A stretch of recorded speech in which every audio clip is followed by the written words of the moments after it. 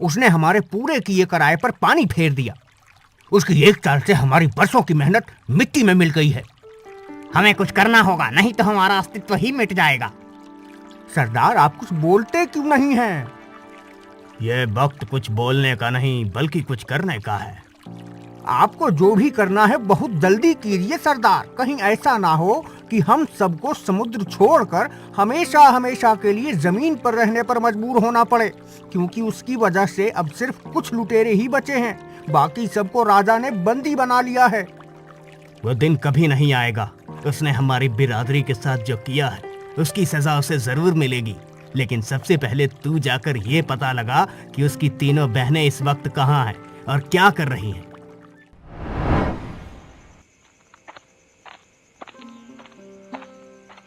तुम्हें बाहर जाते हुए या फिर अंदर आते हुए किसी ने देखा तो नहीं ना सुरभि? नहीं महाराज, ना तो बाहर जाते हुए और ना ही अंदर आते हुए किसी ने भी मुझे नहीं देखा। मैंने पूरी सावधानी बरती है ताकि मुझ पर किसी की भी नजर ना पड़े। जब तक तुम्हारा राज सबसे छुपा रहेगा तब तक हमारे राज्य की प्रजा का विश्वास हम पर बना रहेगा। लेकिन जिस दिन तुम्हारा राज जनता के सामने खुलेगा उस दिन न जाने हमारी प्रजा क्या करेगी। महाराज, सिर्फ कुछ दिनों की बात है। मैं बहुत ही जल्द अपना अधूरा काम पूरा कर लूंगी। उसके बाद आपको डरने की जरूरत नहीं होगी। मैं जो कुछ भी कर रही हूँ हमारे राज्य की प्रजा की भलाई के लिए ही कर रही हूँ। मैं ये बात अच्छी तरह से जानता हूँ, इसलिए तुम्हारा साथ दे रहा हूँ। मछली क्या भाव दी बहन जी? भाई जी, आप 2 सिक्कों में सारी मछलियाँ ले जाइए। इतनी सारी मछलियों का मैं क्या करूँगा भला? आप भी खाइए और पड़ोसियों को भी खिलाइए, लेकिन 2 सिक्कों में सारी मछलियाँ ले जाइए। ठीक है बहन जी, तो फिर ले लीजिए 2 सिक्के और सारी मछलियाँ मुझे दे दीजिए।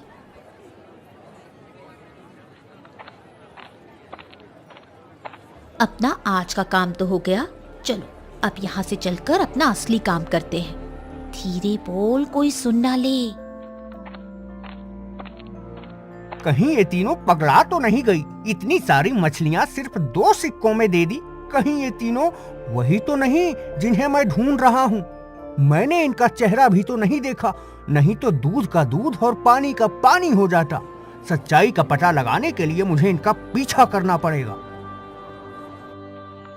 आखिर कब तक हमें ये काम करना पड़ेगा? मैं तो परेशान हो गई हूँ ये काम करते करते। मैं एक बार फिर से बेफिक्र होकर समुद्र की लहरों के बीच जाने के लिए बेताब हूँ। बस कुछ दिनों की बात और है, उसके बाद हम तीनों समुद्र में फिर से राज करेंगे। लगता है कोई हमारा पीछा कर रहा है। अगर ऐसी बात है तो फिर हमें उसे चकमा देना होगा। लेकिन वो कैसे? ठीक वैसे ही जैसे हमारे पिता समुद्र में अपने दुश्मनों को चकमा देते थे। मैं तुम्हारी बात समझ गई। तुम्हारे कहने का मतलब है 3 तिगाड़ा काम बिगाड़ा।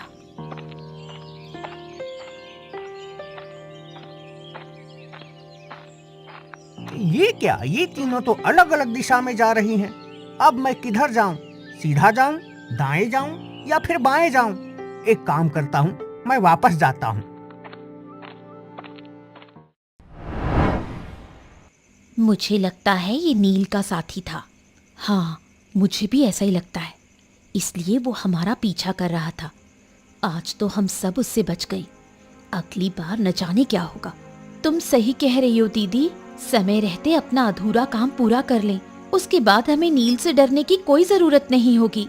अगर पिताजी हमारे साथ होते तो हमें किसी से भी डरने की जरूरत ना होती। दीदी उन्हें ही तो कैद से आजाद कराने की कोशिश कर रहे हैं और साथ ही साथ उस नील को पकड़ने की भी कोशिश में लगे हुए हैं। इसीलिए तो वो दिन में मल्हार बनकर पूरे राज्य की नदियों में भटकती रहती है और रात होते ही सेनापति, सैनिकों और हमें साथ लेकर समुद्री लुटेरों और नील को ढूंढती है। अगर नील ने पिताजी को धोखा न दिया होता तो आज हम सब साथ में होते और हमें इस तरह छुपकर नहीं रहना पड़ता। अगर उस दिन वो हमला न हुआ होता तो।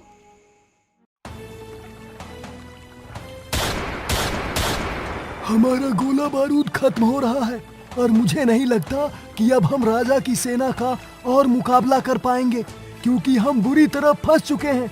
हमारा बचना बहुत मुश्किल है।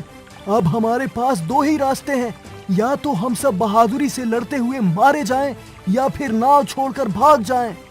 हम सभी आपके साथ हैं सरदार। जो आपका फैसला होगा वही हमारा फैसला होगा। मैं पूरी जिंदगी बहादुरी से जिया हूँ और बहादुरी से मरूंगा भी, इसलिए मैं अपनी नाव छोड़कर कहीं नहीं जाऊंगा। लेकिन फिर भी मैं तुम लोगों को फैसला करने का हक देता हूँ। जो यहाँ रुकना चाहता है रुके और जाना चाहता है तो जाए। मैं यहाँ से कहीं नहीं जाऊंगा। मैं नाव छोड़कर नहीं जाऊंगा। सरदार, आप जहां होंगे वहीं हम सब होंगे। मैं तुम जैसे साथियों को पाकर खुद को खुशकिस्मत महसूस कर रहा हूँ, लेकिन मुझे अपनी बेटियों की चिंता है। उनका क्या होगा?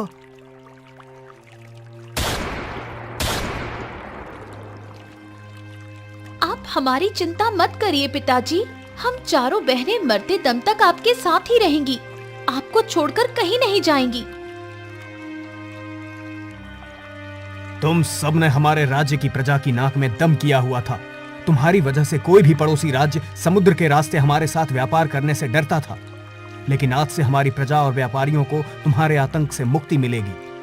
महाराज, आप जो चाहें वो मुझे और मेरे साथियों को सजा दे सकते हैं, मुझे मंजूर है। लेकिन मेरी बेटियों को छोड़ दीजिए, उन्होंने कुछ भी नहीं किया। महाराज, अगर आप मुझे और मेरे 3 साथियों नीरज, आकाश, समुद्र को छोड़ देंगे तो मैं आपको उस जगह का पता बता दूंगा जहां हम सभी ने लूटा हुआ माल छुपाया है। ये तुम क्या कह रहे हो? तुम मुझे धोखा कैसे दे सकते हो? अरे चुप कर बुढ़े, तू तो वैसे भी सिर्फ कुछ दिनों का ही मेहमान है। तेरे चक्कर में हम क्यों अपनी पूरी जिंदगी कैद में बिताएं? अगर तुम्हारी बातों में सच्चाई हुई तो मैं तुम्हें तुम्हारे साथियों सहित आजाद कर दूंगा, लेकिन अगर तुम्हारी बात झूठ निकली तो मैं तुम्हें तुरंत मौत की सजा दूंगा। ऐसी नौबत नहीं आएगी महाराज, मेरी जानकारी बिल्कुल सही है। सेनापति जी, आप इसके साथ जाइए और अगर इसकी दी हुई जानकारी गलत निकले तो इसका सर धड़ से अलग कर देना। जैसी आपकी आज्ञा महाराज। महाराज, आप मुझे उम्र भर के लिए कैद खाने में बंद कर दीजिए, लेकिन मेरे पिताजी को छोड़ दीजिए। हाँ महाराज, आप हम चारों बहनों को कैद कर लीजिए, लेकिन हमारे पिताजी को जाने दीजिए। मैं अपनी प्रजा की भलाई और राज्य की समृद्धि के लिए तुम्हारे पिता को नहीं छोड़ सकता, क्योंकि ये एक समुद्री लुटेरा है। अगर आप मेरे बूढ़े पिता को आजाद नहीं कर सकते, तो फिर आपने नील और उसके साथियों को आजाद करने का वचन क्यों दे दिया? मैंने ऐसा इसलिए किया क्योंकि अगर नील की जानकारी सही साबित हुई तो मैं उस खजाने का उपयोग प्रजा की भलाई के लिए करूंगा।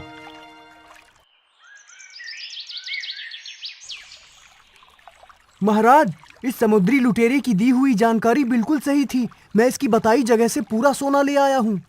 मैंने अपना किया वादा पूरा किया महाराज, अब आप अपना वादा पूरा कीजिए।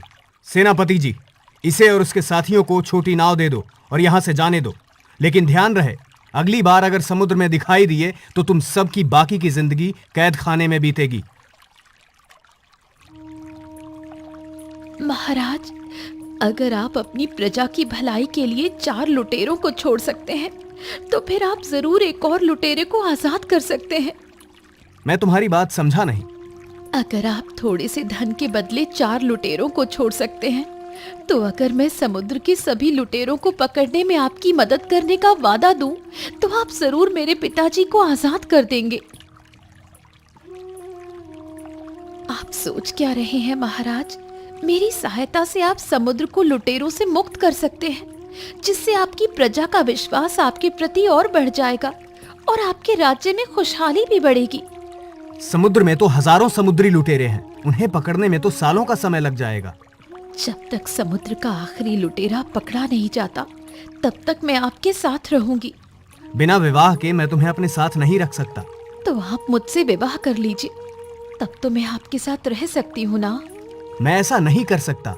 अगर मेरी प्रजा को ये पता चला कि मैंने एक समुद्री लुटेरे की बेटी से विवाह किया है, तो प्रजा में अराजकता फैल सकती है।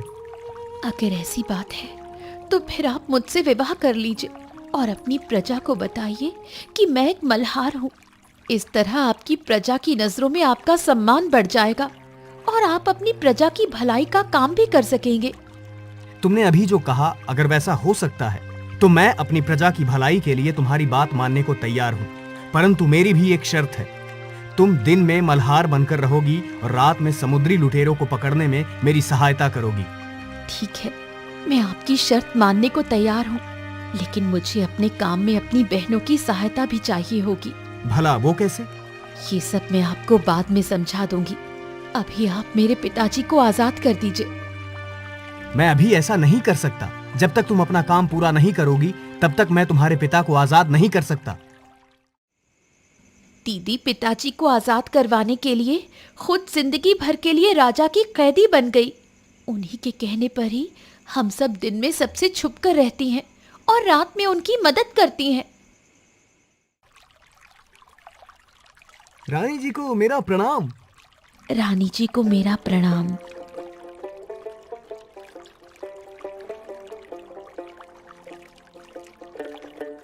हमारे राजा कितने दयालु हैं ना, उन्होंने एक मल्हार की बेटी से शादी की है। हाँ, तुम बिल्कुल सही कह रहे हो। हमारे राजा दूसरे राज्य के राजाओं से बिल्कुल अलग हैं।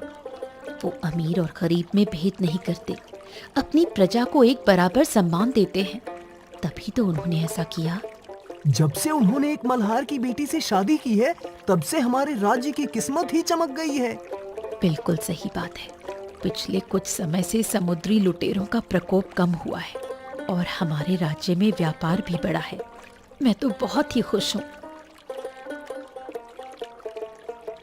आप दोनों किस बारे में बात कर रहे हैं? रानी जी, हम तो महाराज की तारीफ कर रहे थे। आप क्या देख रही हैं रानी जी? बस कुछ नहीं, ऐसे ही।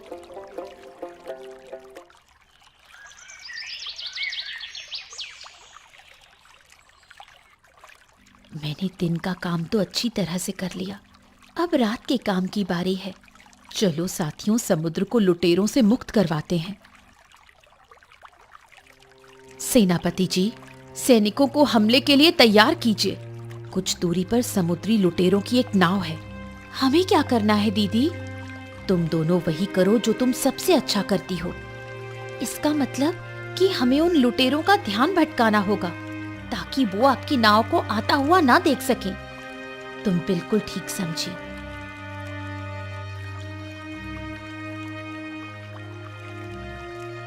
आज तो मेरी दावत हो गई। ये 3 हुस्न की परियां मेरी तरफ ही चली आ रही है।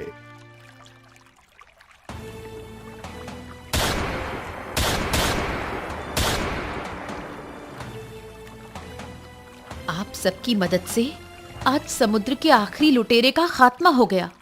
इसका मतलब कि अब हमारे पिताजी महाराज की कैद से मुक्त हो जाएंगे।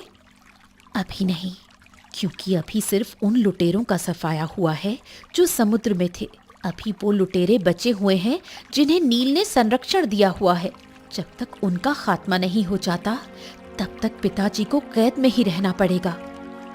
अगर ऐसी बात है, तब तो हमें उन्हें जल्द से जल्द पकड़ना होगा। लेकिन ऐसा होगा कैसे? वो आप मुझ पर छोड़ दीजिए सेनापति जी।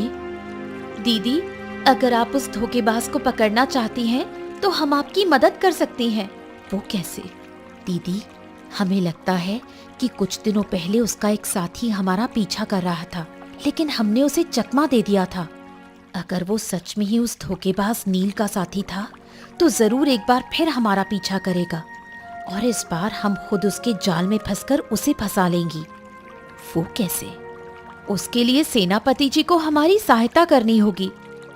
ठीक है, जैसा तुम बोल रही हो, मैं वैसा ही करूंगा। आकाश, तू इतने दिनों से कहाँ था? जल्दी बता, साथी लुटेरों की क्या खबर लाया है? सरदार, बहुत बुरी खबर है। सुरभि ने सेनापति के साथ मिलकर समुद्र के सभी लुटेरों का सफाया कर दिया है।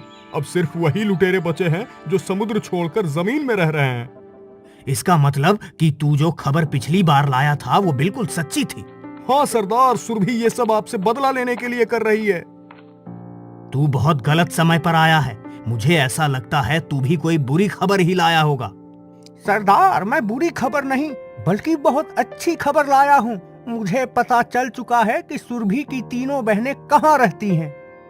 तो फिर तू उन्हें पकड़कर मेरे पास क्यों नहीं ले आया? यहाँ खाली हाथ क्यों चला आया? सरदार, मैंने उन तीनों को लगभग पकड़ ही लिया था, लेकिन वो तीनों मुझे चकमा देकर बच निकली। तू वापस जा और उन्हें पकड़कर मेरे पास ले आ, तभी सुरभि पर नकेल कसी जा सकेगी। मैं उन्हें अकेले नहीं पकड़ सकता सरदार, वो बहुत ही चालाक हैं। उन्हें पता चल चुका है कि मैं उनके पीछे हूँ, इसलिए वो अब सतर्क हो गई हैं। इसलिए मैं यहाँ आकाश और समुद्र को अपने साथ ले जाने आया हूँ। उन्हें पकड़ने के लिए चाहे जो कुछ भी करना पड़े वो कर। यहाँ खड़े खड़े बहुत देर हो गई, वो तीनों कब आएंगी? हमने पूरे बाजार में उन्हें ढूंढा, लेकिन वो कहीं नहीं मिली। तुम दोनों चलो मेरे साथ, मुझे पता है कि अगर वो तीनों यहाँ नहीं हैं तो कहाँ होंगी। रुको रुको रुको, वो तीनों आ गई।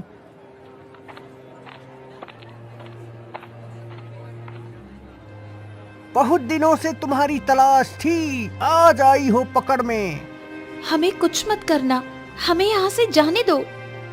तुम्हारी बहन की वजह से हमें बहुत परेशान होना पड़ा। अब उसे बताएंगे कि हम क्या कर सकते हैं। तुम तीनों चुपचाप हमारे साथ चलो, नहीं तो हम अभी तुम्हारा काम तमाम कर देंगे। ठीक है, हम तीनों तुम्हारे साथ चलने के लिए तैयार हैं।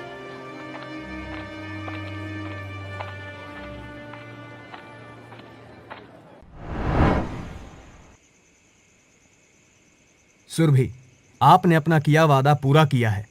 अब बस आपकी बहन की योजना भी कामयाब हो जाए, उसके बाद एक भी समुद्री लुटेरा नहीं बचेगा।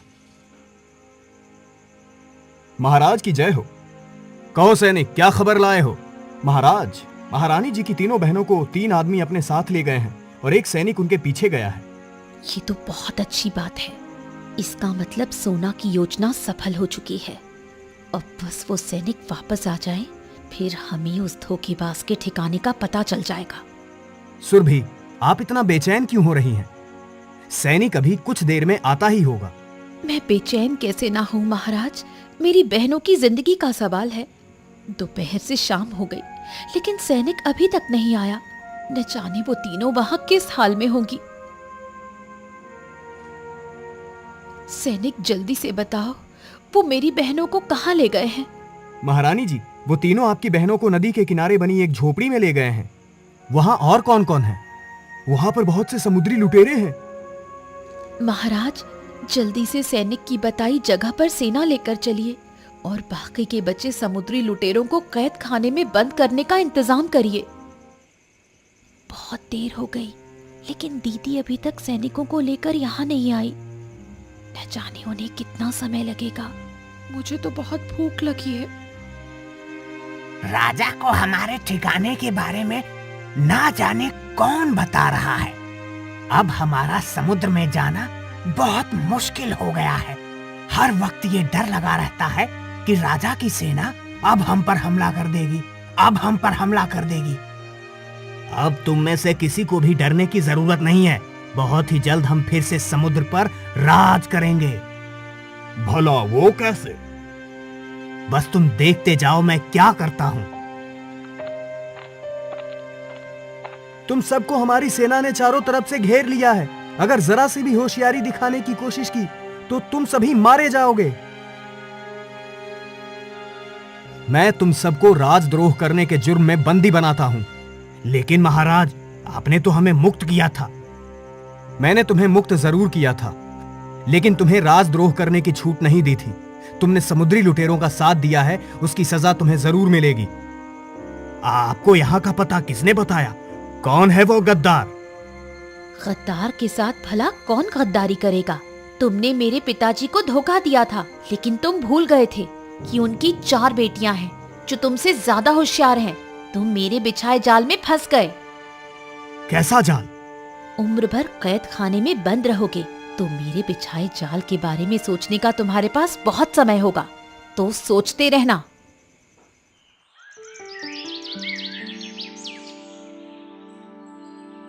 सुरभि, तुमने अपना किया वादा पूरा किया। अब मैं अपना वादा पूरा करूंगा, तुम्हारे पिताजी को बंदी गृह से आजाद करके। आपका बहुत बहुत धन्यवाद महाराज। पहले मैंने तुमसे समझौते का विवाह किया था, लेकिन अगर अब तुम चाहो तो मैं तुमसे सचमुच का विवाह करके तुम्हें इस राज्य की रानी बनाना चाहता हूं। ये तो मेरा सौभाग्य होगा महाराज। तुम्हें पता है, राजा की जो मल्हार पत्नी थी ना, वो मल्हार नहीं बल्कि समुद्री लुटेरे की बेटी थी। हाँ, मैं सब जानती हूँ। ये भी जानती हूँ कि उसी ने समुद्री लुटेरों को पकड़ने में महाराज की मदद की थी। वो सब तो ठीक है, लेकिन अब हमें नदी पार कौन कराएगा? मैं भले ही एक समुद्री लुटेरे की बेटी हूँ, लेकिन अपने राजा की मल्हार पत्नी हूँ।